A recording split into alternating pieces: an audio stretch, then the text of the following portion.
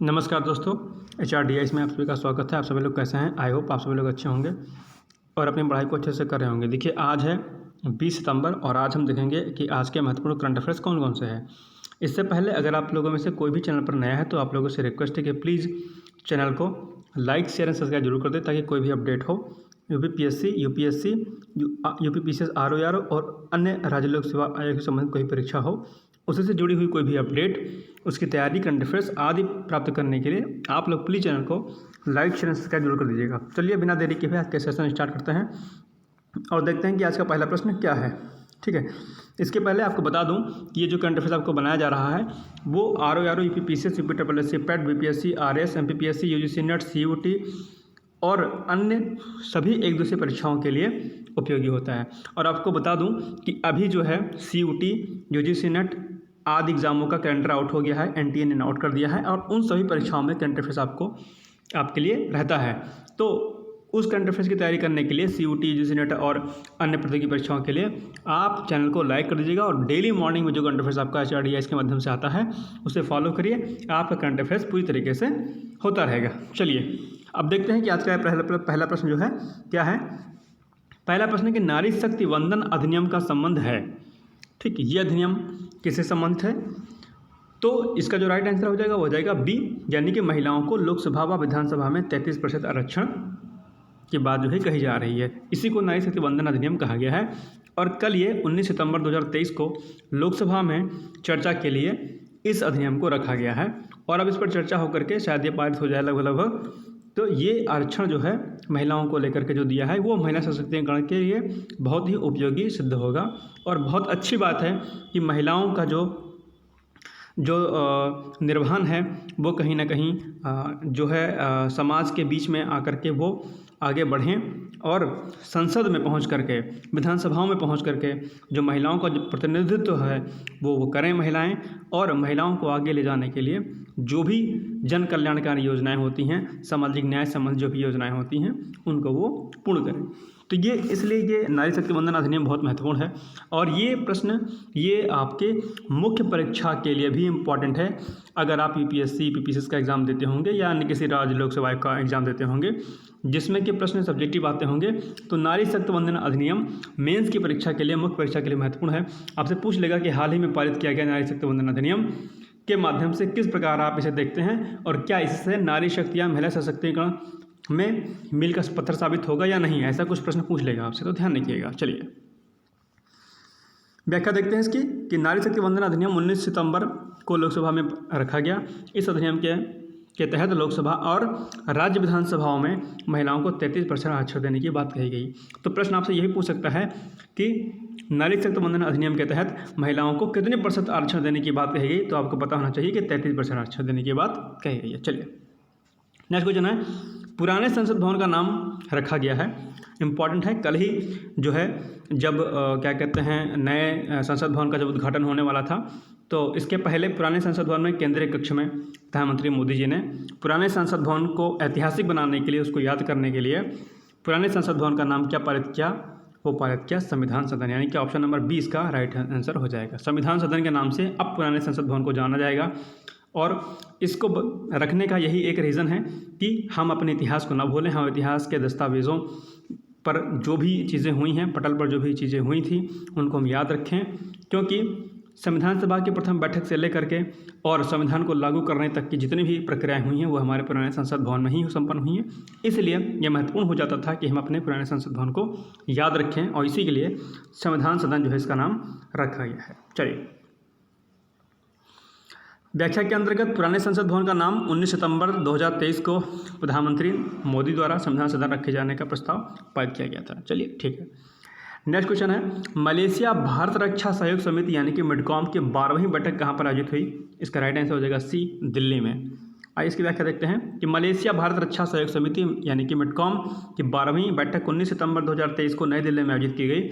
रक्षा सचिव श्री गिरधर अरमने और मलेशिया के उप सचिव महासचिव श्री मोहम्मद यानी बिन दाऊद ने बैठक की सह अध्यक्षता की।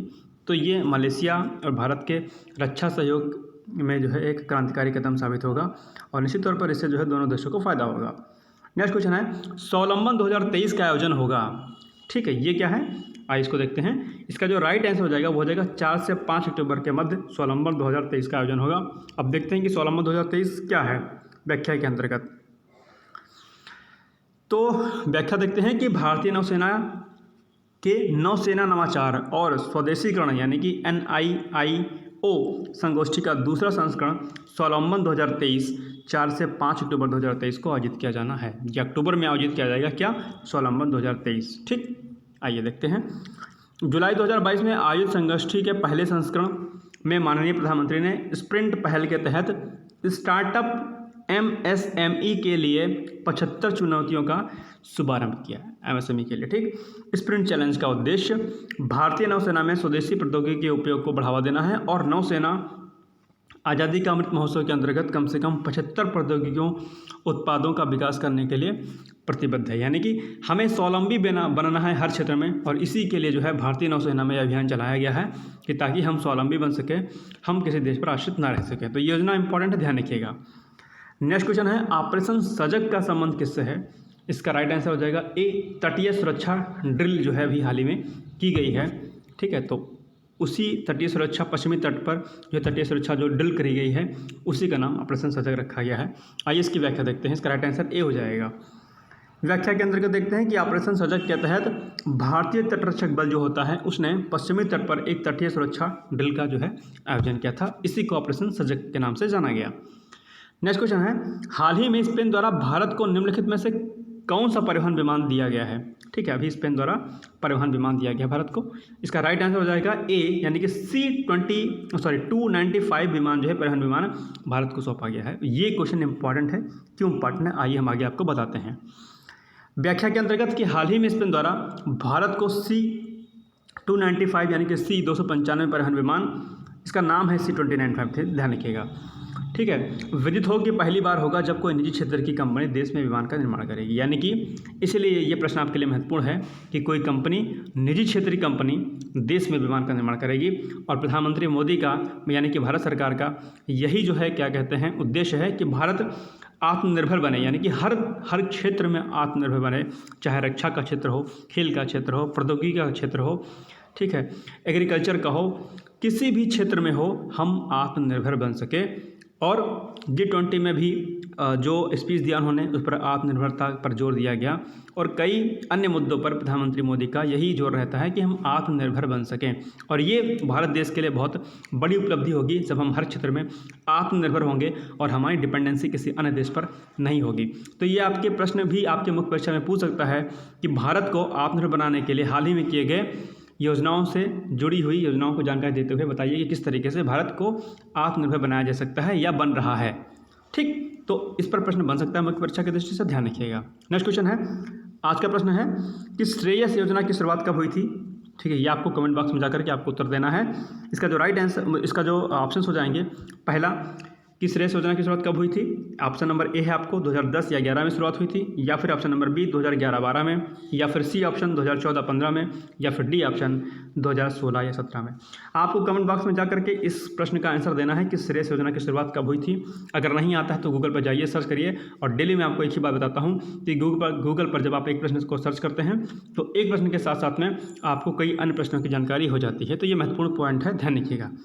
इसके अलावा कल हमने आपसे एक प्रश्न पूछा था कि हाल ही में CPCB द्वारा आयोजित स्वच्छ वायु सर्वेक्षण 2023 में किस शहर ने पहला स्थान प्राप्त किया? इसका जो राइट आंसर हो जाएगा, इंदौर ने अभी जो है हाल ही में पहला स्थान प्राप्त किया है स्वच्छ वायु सर्वेक्षण 2023 के अंतर्गत। और किसके द्वारा ये किया गया था? ये CPCB यानी कि सेंट्रल पॉल्यूशन कंट्रोल बोर्ड। और CPCB आपको पता होगा कि वायु सर्वेक्षण और क्या कहते हैं एयर पोल्यूशन से संबंधित जितनी भी चीज़ें होती हैं उन गतिविधियों को जो है उनके लिए काम करती है। तो CPCB का मुख्यालय कहाँ पर है? दिल्ली में है, ये भी ध्यान रखिएगा, सेंट्रल पॉल्यूशन कंट्रोल बोर्ड। तो ये आज के कुछ महत्वपूर्ण प्रश्न थे करंट अफेयर्स के। उम्मीद करते हैं कि आपको ये प्रश्न अच्छे लगे होंगे, और अगर अच्छे लगे तो प्लीज़ आप लोग सेशन को, इस पूरे सेशन को आप लोग शेयर कर दीजिए, लाइक कर दीजिए, और बेल आइकन को जरूर प्रेस कर दीजिएगा ताकि कोई भी अपडेट हो वो सबसे पहले आप सभी लोगों तक पहुँच सके। तो चलिए फिर बिना देरी किए हुए अब आप लोग पढ़िए, और शुभकामनाएं चार्ट की तरफ से कि आप सभी लोग जल्दी से जल्दी सक्सेस को प्राप्त कर लें और अपनी उम्मीदों पर खरा उतरते हुए देश और समाज का नाम रोशन करें। चलिए फिर मिलते हैं कल एक नए सेशन के साथ। तब तक के लिए जय हिंद, जय भारत।